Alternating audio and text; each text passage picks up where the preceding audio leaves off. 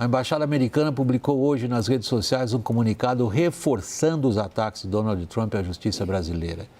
Na publicação, a embaixada se refere ao STF como Supremo Tribunal de Morais e afirma que a carta de Trump foi uma resposta aos ataques a Jair Bolsonaro, à liberdade de expressão e ao comércio dos Estados Unidos. Diz ainda a publicação, foi agora das 9 horas da noite, que os ataques são vergonhosos e desrespeitam as tradições democráticas do Brasil.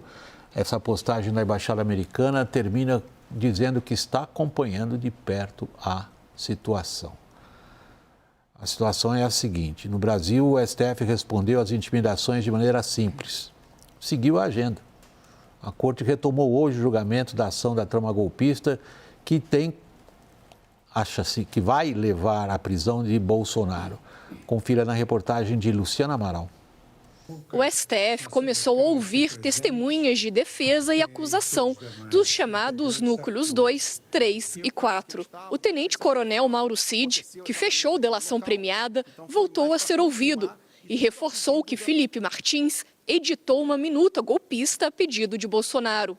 Por meio de carta, o presidente do Supremo, Luiz Roberto Barroso, defendeu a atuação do STF e disse que o julgamento será feito com independência e com base nas evidências.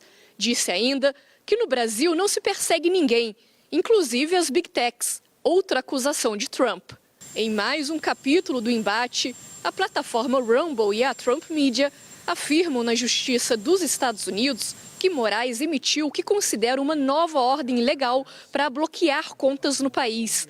A decisão de Moraes ocorreu na sexta, depois do anúncio do tarifaço. É absolutamente político, porque mérito jurídico não tem nenhum. Na prática jurídica, está tentando prever o quê? Uma conta que está desativada ou que não possui conteúdo de dezembro de 2023 está ameaçando a democracia do Brasil? Se antes os bolsonaristas apontavam o presidente Lula como principal culpado pelo tarifaço, agora se voltam a Alexandre de Moraes, relator dessas ações no Supremo. A ideia é vincular os processos contra o ex-presidente na corte à decisão de Trump, numa narrativa de perseguição política. Aproveitando o embalo, a oposição no Congresso corre para tentar votar até quinta-feira o projeto que livraria os investigados.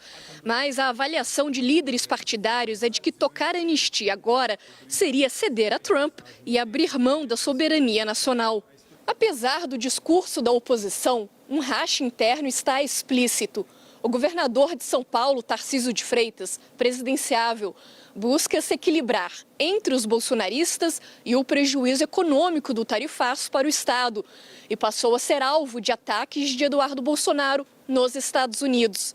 Já Michele Bolsonaro ignorou qualquer pedido de anistia em carta lida no final de semana, a anistia que é um pleito defendido por Eduardo. Em entrevista ao jornal Folha de São Paulo, o filho do ex-presidente disse não se arrepender da pressão para retaliar o Brasil. Segundo Eduardo, a decisão de Tarcísio de negociar com os americanos é um desrespeito. Nisso tudo, quem respira mais aliviado é o Planalto, que sente sair da defensiva e recuperar terreno, ao menos nas redes sociais, de olho nas eleições de 2026. Leonardo, se alguém tinha qualquer dúvida de interpretação semântica, a postagem agora, de 1 hora atrás, da Embaixada Americana em Brasília, confirma que o tarifaço é uma postura de Trump para interferir na política interna brasileira e ajudar Jair Bolsonaro. Está conseguindo? Não, não está conseguindo, não é? E acho que o principal termômetro dessa impossibilidade é o fato de colocar governadores aliados ao o ex-presidente Jair Bolsonaro contra a parede, né? E aí, tanto Tarcísio quanto governadores do Rio Grande do Sul, do Paraná, de Santa Catarina, ou de qualquer lugar que seja, eles não vão poder hesitar, né, entre defender os seus estados e ficar com a família, né? O deputado Eduardo Bolsonaro deu uma declaração dizendo que o Tarcísio errou, mas não faz o menor sentido. E como político, ele deve saber que a força motriz, né, de qualquer um deles é o voto, as eleições. Então, se o Tarcísio, nesse momento, né, defender essas bombas atômicas, né, que o Donald Trump detonou aqui, e como você mesmo disse, Vac, o governo americano fez questão de deixar claro que o motivo é o julgamento, né?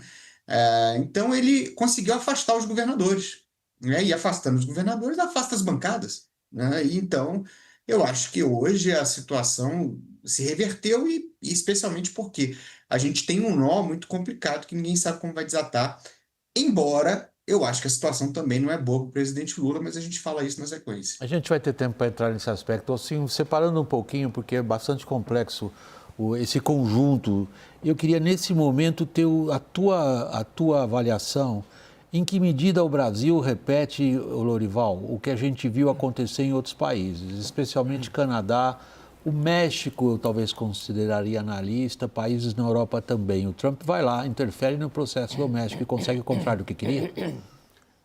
Na Austrália também a experiência foi muito marcante, né? O líder do partido conservador, ele nem sequer se elegeu no distrito dele, né? E ele era para ser o primeiro-ministro, né?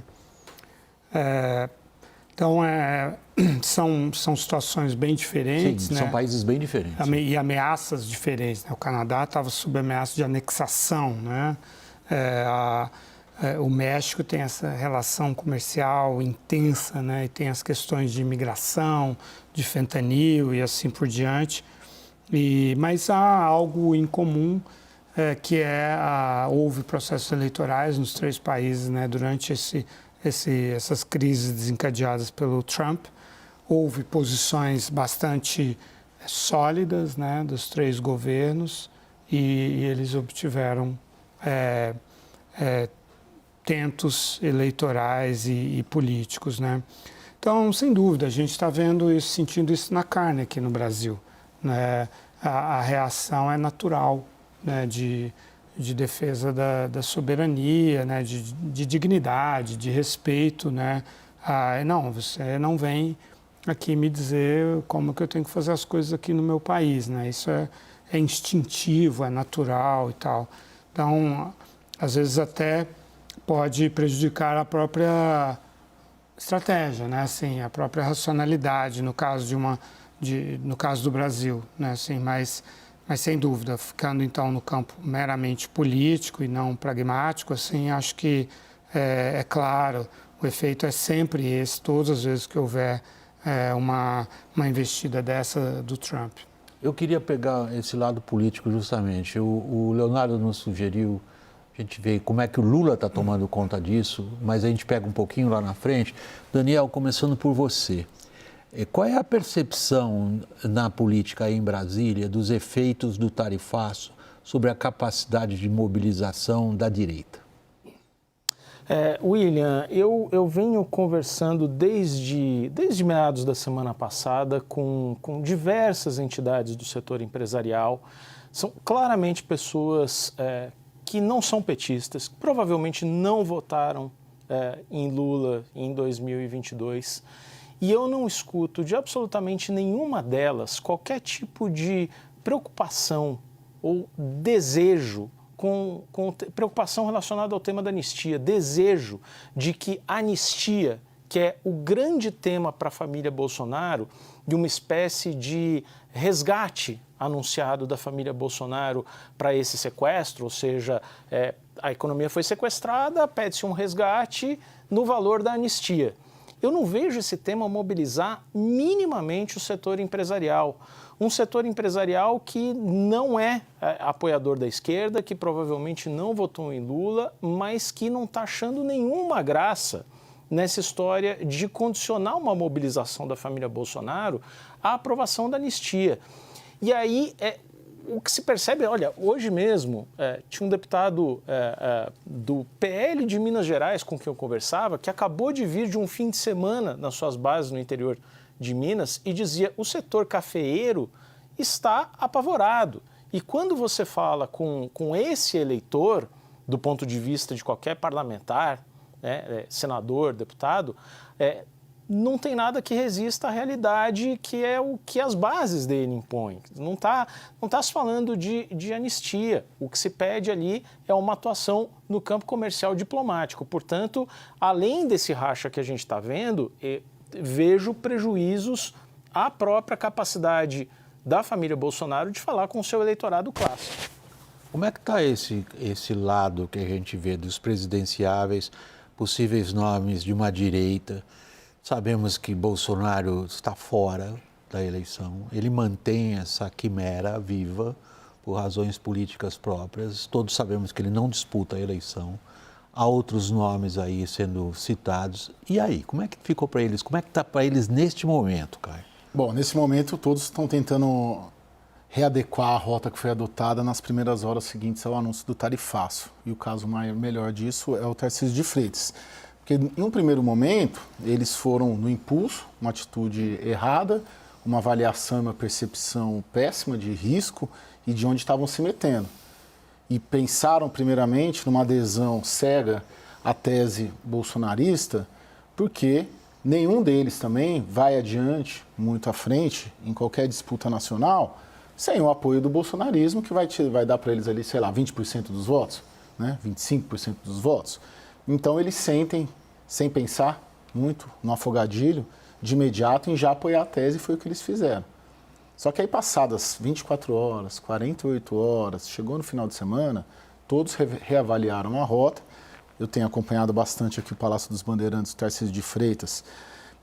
Quem está gerindo a crise do Tarcísio diz que ele errou feio, sabe que errou, é o pior momento dele, é a maior crise do governo Tarcísio, vai levar um tempo para ele se retomar, né, se reorganizar, e que está fazendo o que está fazendo, uma reunião amanhã, justamente já dentro desse conceito de readequar a rota e mostrar uma preocupação menos com a anistia e com a tese e as demandas do bolsonarismo, principalmente do Eduardo Bolsonaro, e mais do setor privado do Estado que ele governa. Thaís, você tem bastante informação para nós sobre as negociações tomando o lado comercial em si. Eu vou jogar isso um pouquinho mais para frente nessa edição, para ver esse aspecto que tanto o Daniel quanto o Caio citaram, que é a ligação entre vastos setores políticos do centrão e da direita com grupos empresariais e segmentos econômicos.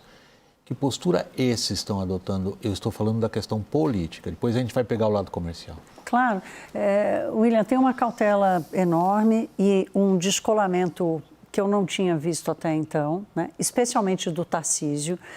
Não é um descolamento que eu sinto que é eterno, né? Nós estamos em relação ao... Descolamento político, de dizer, não, eu não tenho nada a ver com isso, eu estou aqui para salvar meu negócio, salvar minha empresa, né? O Tarcísio sozinho não vai resolver, sem o Itamaraty, sem o Ministério das Relações Exteriores, sem conversar com o Geraldo Alckmin, que é o negociador institucional do governo, também não se resolve. Então, assim, é claro que quando um governador de estado, do estado como de São Paulo, convoca uma reunião, como fizeram para amanhã, muitos vão se desdobrar para participar. Então, porque é uma coisa institucional. Mas o que todos me dizem é que é o seguinte, olha, não é hora de entrar nesse debate, todos admitem que os Bolsonaros erraram muito, que o Tarcísio foi de afogadilho, demonstrando, inclusive, inexperiência política, né, de fazer essa adesão tão rápida. Alguns fizeram até comparação com João Dória, que virou político e também em momentos como a política era decisiva, teria se equivocado. Então, há essa avaliação do erro, mas ninguém está se debruçando ou para ajudar o Tarcísio ou para entender que ele é um interlocutor que cabe nesse debate. Leonardo, diante do que parece ser, não sei se você concorda com a parte declaratória da minha questão, mas do que parece ser uma evidente incapacidade de articulação, organização e estratégia de uma direita que domina a maior parte do eleitorado brasileiro, Lula está em que posição? Olha, eu acredito o seguinte, o presidente Lula, as condições de elegibilidade dele vão ser definidas pelas condições econômicas e de conforto que tiverem em 2026. Então, eu não consigo ver o grande otimismo do PT, né, essa grande alegria toda, porque existe uma crise gigante no colo, né, que vai afetar a economia e diz assim, a gente não vai morrer por causa disso, mas alguns lugares vão, né? Sei lá, o setor de fruticultura lá do Vale de São Francisco. Então, é uma crise muito grave, muito séria, que vai afetar a economia, e quem vai responder por isso é o presidente Lula, não é o ex-presidente Bolsonaro, né? Ele vai ser cancelado agora, né? E o presidente Lula tem aí um problema gigante para resolver e que está tentando resolver conciliando objetivos domésticos com objetivos internacionais, a ponto de colocar o ministro da Comunicação, Sidônio, no Comitê de Gestão de Crise dos Estados Unidos. O Sidônio está lá, o ministro da Agricultura não está. Agora, voltando para a direita, eu acho o seguinte, que essa briga da extrema-direita com a direita, ela já estava se anunciando, né? E, de certa maneira, ela já estava até acontecendo nos bastidores. E me parece que esse episódio vai acelerar esse processo, né? E por mais que o Bolsonaro tenha seus 20%, você não pode condicionar, né, a sua atuação política, especialmente quando essa situação ameaça tanto assim o seu Estado, né? Você não pode vacilar. Se você vacilou lá atrás, você tem que correr rapidamente para corrigir isso. Mas me parece que vai criar, sim, um ponto de ruptura e um ponto de cisão da direita com a extrema-direita. Não sei se essa direita vai caminhar para o Lula, porque, como eu disse, os desafios para ele são muito, muito grandes.